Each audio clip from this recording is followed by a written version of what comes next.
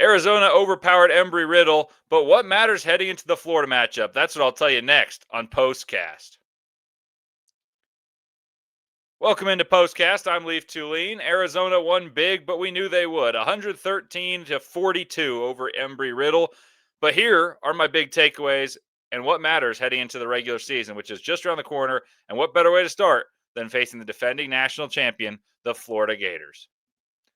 The graphics are up on the screen. First and foremost, Tobe Awaka made a statement. He said, I should be the starting center. Maybe what Koa Pete said was true, that I'm the guy he wants to play with, that he's played a lot with, because I'm the starting lineup. Second one, Ivan Karchenkov is a dude. I love Karchenkov. I already talked about him. We'll talk about that soon. The shooting still scares me a little bit, and even in this one, it was not prominently featured. Didn't need to be, but it will need to be at some point this season. And Arizona can really rebound. We'll dive into the numbers. So that's what's coming ahead on Postcast. All right, let's dive into this. Tobe Awaka dominated and was far, far, far better than Mo Krivas in this one. I've been singing the praises of Mo Krivas. I've talked about how defensively, how great he was when he played 2 years ago. Even in the games he played last year before getting hurt, how good he was defensively. 36% on 2-point field goals for the opponents. That's really good. He had 11 points and 17 rebounds in St. Mary's. But Tobe Awaka dominated this game. He made a statement in this game, and maybe Koa Pete saying that he enjoys playing with Owaka wasn't just platitudes, wasn't deference to the guy standing next to him at the media day held in Kansas City, but it was talking about that's the guy he's played a ton with, and those two work well together, and that's the 4-5 combination in the future. Or I should say of this season, but that'll be what we see a ton in the future for this season. I think there are some ramifications of Tobe Awaka starting, though.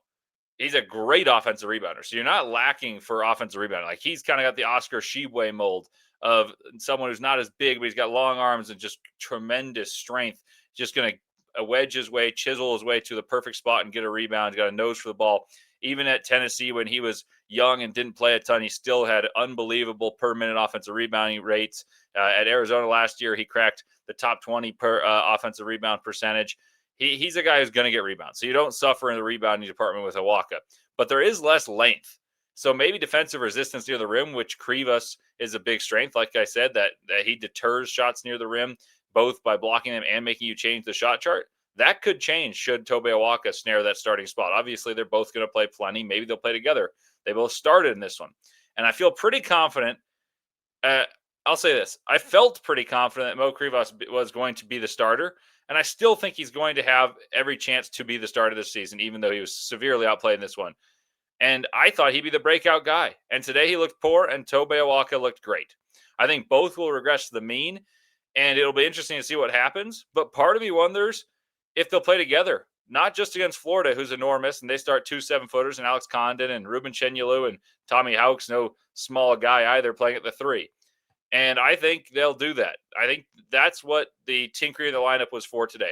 How well do Tobe Awaka and Mo Krivas play together? Because they're going to match the size that Florida is going to employ. Ruben Chenyelu, 7 foot, 270 pounds. He's a load. Alex Condon was a first-team All-American according to the preseason polls. Like that shocked me. I was very shocked to see that. I love Alex Condon. I think he's very good. I think I was ahead of the curve in liking Alex Condon as a player. But All-American, that's a lot. But anyway, he's a good player. Thomas Hauck, I think, may be the best player on the Gators, and that's their front court. Arizona's going to have to match that, and I think that's what the tinkering of the lineup was. Can they play together? Can Koa Pete play the 3? What happens when a point guard's not on the floor initially? Can Burries handle a load? Can Aristode play a lot? I think the tinkering was interesting, and I think it was specific to having a plan against Florida. My second thought was Ivan Karchenkov is a beast. I said after the St. Mary's game that he's the best bench player, and I didn't think it was particularly close, and I was right. And I was right up until I end up being wrong, because he'll be the starting small forward at some point. Like, let me reiterate that. Ivan Karchenkov, I said, was the best bench player, and if he comes off the bench, I'm going to be right. I really believe that, because he's really good. And I was right up until the point I'm wrong, because he's going to start, and therefore he's not a bench player. But he's excellent. Like, it's not so often, and my point that I made largely was not to make a slight at Aristode, who everyone else was saying could be the guy who progresses to be a starting 3, and maybe he could too. That's possible. It was less to be a slight at him, but more to sing the praises of how good he was against St. Mary's, speaking of Karchenkov, and how rare it is for a program to have a guy that looked like the eighth man by many's eyes to be someone who's played 3 years professional basketball for a team like Bayern Munich. Like, that's how good Ivan Karchenkov is. And you watch him today, and I know this is inferior competition, but he cans a three, a wide open one. But that's what Arizona needs desperately. He's got the body of a 4 and moves like a 2, plays in the right spots, doesn't seem sped up, and he's not going to be overwhelmed by physicality because he's super strong. And I think he should start. I'll say at some point this season over Del Orso, because he offers more size, more versatility, and it's just a rare mold of someone you're not going to sacrifice shooting for size, physicality, and more on the deck dribbling than I think it's even between he and Del Orso. But I also think he has more upside too. And I also think this is a point that was made to me in a comment, and I referred to this earlier, that maybe Arizona, who's going to be a really good rebounding team, suffers because they have a smaller wing this time, is what a comment said, speaking of Del Orso. Well, Del Orso is smaller, but Karchenkov's not. If he starts at the 3, the lineup looks like Karchenkov, Pete, and Owaka or Krivas. That team's going to board like crazy. Not to mention Burries can board and Bradley can board. Like, I think he's going to start at some point, and he's a dude. He's not just a good depth piece. Like, he's a fantastic depth piece, and I think will be a starting small forward for the Arizona Wildcats this season. That's a good transitioning point. So I'm going to tell you guys about FanDuel really quickly before jumping into a thought about what Arizona needs to look at and to improve before playing Florida. Right now, new customers can bet just $5 and get $300 in bonus bets if you win. That's right. Pick a bet, put down $5, and if it hits, you'll unlock $300 in bonus bets to use across the app. It makes watching football even more exciting when you got a little something riding on the action. Whether you're a casual or love diving into the stats, FanDuel makes the game day experience so much better. The NFL season is here, and FanDuel has an offer for you that you will not want to miss. So what are you waiting for? Visit FanDuel.com to download the FanDuel app today and get started.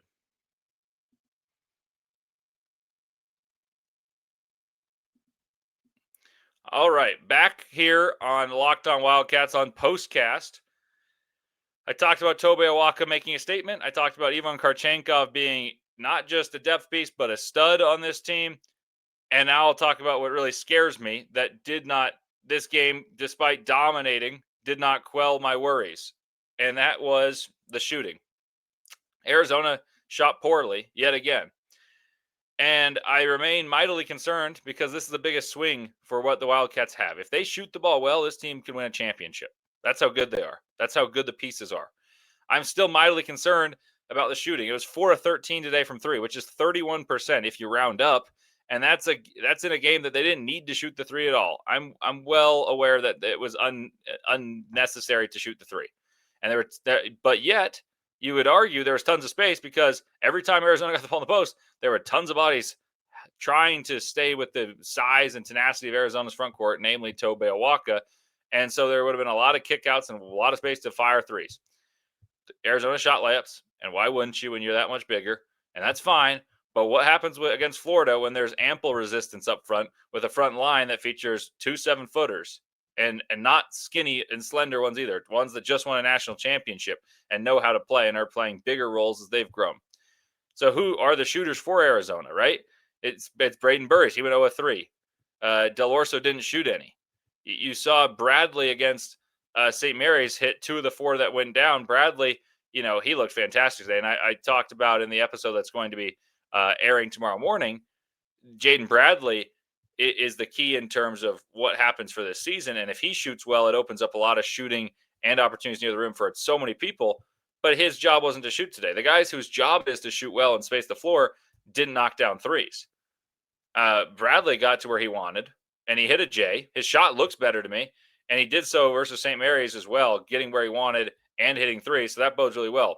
The only player that's role is largely going to be defined as 3 and D that hit a 3 was Ivan Karchenkov. And actually, scratch that, Dwayne Aristote hit one as well. But Karchenkov hit one while the game was still in a tighter moment in the game. It was still somewhat close.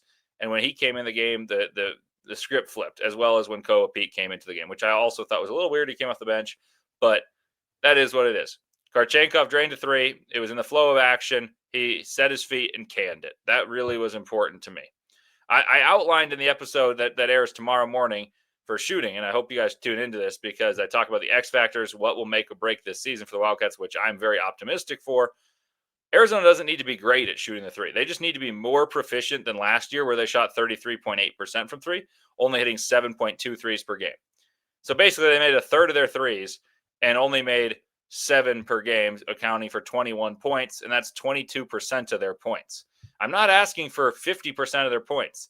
I'm not asking for hoisting a ton of threes because attacking the interior is important, and that's the MO for Arizona. It's been the MO since Tommy Lloyd took over. Even a team with Benedict Mathurin, they still got to the rack a ton. Tubelis was the guy who was featured on that team prominently. Dalen Terry got downhill. Koloko got downhill. Koloko was the beneficiary of that team playing quickly, and they threw him lobs, and he would finish near the rack.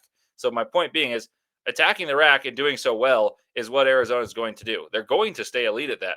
But I'm asking for 35, 36% from three, making 8.2, just one more three per game, and getting up to 25% of the offense being from three. So that's, let's just say it's 8 times 3 is 24. So you go 8.2 times 3, you end up around 25 points.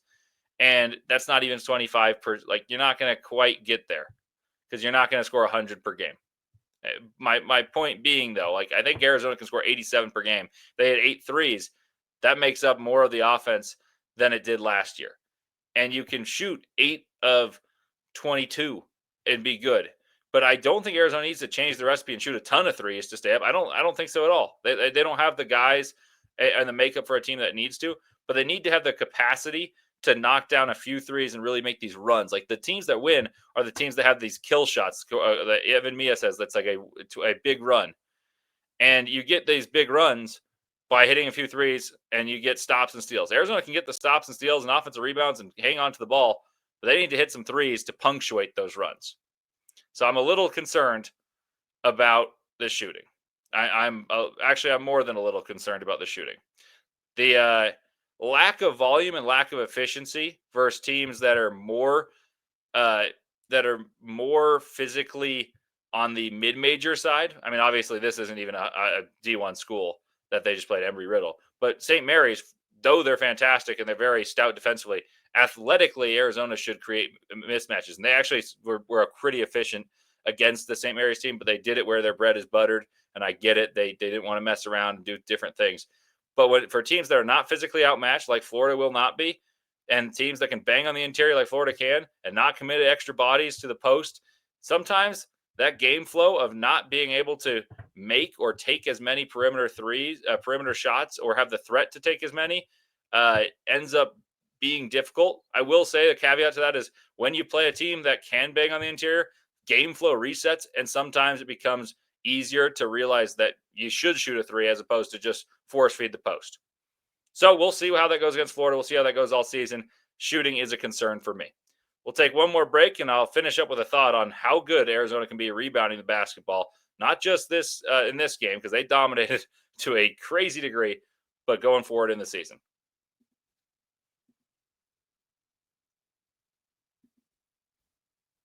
College football is back, and I couldn't be more excited. The tailgates, the rivalries, the energy brought in the stands, there's nothing like it. Let's be real. Actually getting tickets can feel like more of a battle than the game itself. Endless queues, hidden fees, prices jumping out at checkout. That's why I use Game Time, the app that gives the advantage back to the fans. It's the easiest way to score last-minute tickets at the best prices with no surprise fees. What you see is what you pay. I pulled up Game Time, and just a couple taps, I saw amazing deals. I'm talking about your favorite teams in their football games as low as $25. It's faster, it's cheaper, and it's less stressful than any other way I've bought tickets. So take the guesswork out of buying college football tickets with Game Time.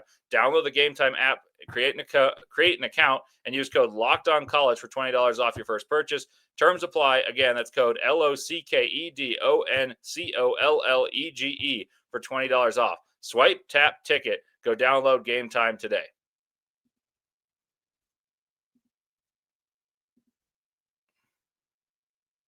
Welcome back. Final thought here on Postcast is just how good Arizona is rebounding the basketball. They're going to be great. It was not even close in this one. Arizona in terms of rebounding. If you look at this, if you look at the game, you look at the size of the teams, you knew what was going to happen. It was hilariously mismatched. It felt like a varsity team versus a middle school team. And I know that sounds bad, but that's just how it felt. Arizona had 58 rebounds, 58, as opposed to 15. 58 to 15. That's all the time I'm going to spend on this one. 58 to 15, but let's talk about what that means for Arizona going forward. Rebounding is what Arizona does.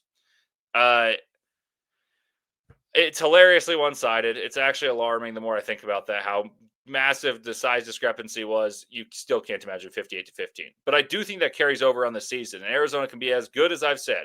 And I'll repeat, a top 10 rebounding team in the country on both sides of the ball, and most importantly, in margin. So meaning they get more rebounds than their opponents by a top 10 margin of rebounding over their opponents. Rebounding and missed shots when on offense, rebounding missed shots on defense and when on offense is a form of being elite now. When you miss on offense and you get your board, it creates an elite offense because the possession doesn't end until the other team secures the ball. And that's really important. It's super basic, super rudimentary. But in today's day and age, Tobe Awaka, Mo Krivas, and Koa Pete will all play volleyball together back and forth and bat the ball around from these interior shots. And they're going to get a ton of second chance points. Arizona should be very good at second chance points. Matt Painter, a couple years ago when they had Zach Edey, talked about this is right after they lost in the game against the 16 seed, and they had all this size, but they had a bunch of turnovers. He talked about if they don't turn the ball over, they win just about every game they play because they get so many more shots because of their vacuum of offensive rebounds. That was Zach Edey. They then went to the national championship because they had very few turnovers, and they got good shots as it was on the first try. But also when they missed, they got their own things, their own boards, and kept the possession going. And also, as Jay Billis often says, the best time to shoot threes off of an offensive rebound. I think that'll be something that actually really helps Arizona. We'll touch on that another time. Arizona can do that. They can get offensive boards. They can limit turnovers. That brings me to the last thought. Jaden Bradley looked really easily able to navigate the floor today and against St. Mary's, and more importantly against St. Mary's.